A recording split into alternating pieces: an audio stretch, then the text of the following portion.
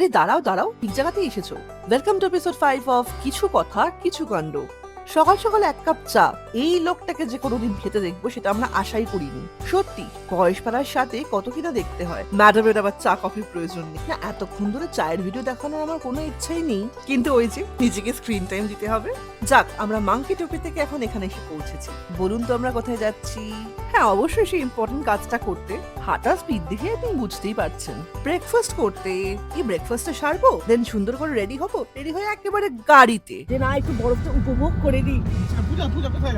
ভগবান ভাবলো দাঁড়া, তোদের এই ট্রিপটাকে আর একটু ইন্টারেস্টিং করে দিই, আর তাই খালি উপরওয়ালা একটা আওয়াজ দিল, ভাগো ভাগো ভাগো। আমরা দৌড়। স্নোফল দেখতে এসে স্নোফলের জন্যই যে পালিয়ে যেতে হবে এইটা আশা করিনি। সাইট সিন তো দূরের কথা, এত স্নোফল হচ্ছিল যে লোকাল লোকজনই বললো যে আমাদের ওখান থেকে বেরিয়ে যাওয়াটাই উচিত। তাই আর কি বেশি হিরোগিরি না দেখিয়ে চুপচাপ গাড়িতে বসে রওনা হয়ে গেলাম। তারপর দেখি ডালহৌজি থেকে বেরিয়েই জজবাত বদল গয়ে, হালাত বদল গয়ে, পুরো ওয়েদারটাই চেঞ্জ। না না, অন্য লোকদের খাওয়ার ভিডিও তুলছিলাম না, অ্যাম্বিয়েন্স ক্যাপচার করার চেষ্টা করছিলাম। তো ভালো কিছু তুলবো কেমন করে? আমার বরের এক্সপ্রেশনটা দেখুন। ছোটখাটো ব্লগার বলে কোনো সম্মান নেই।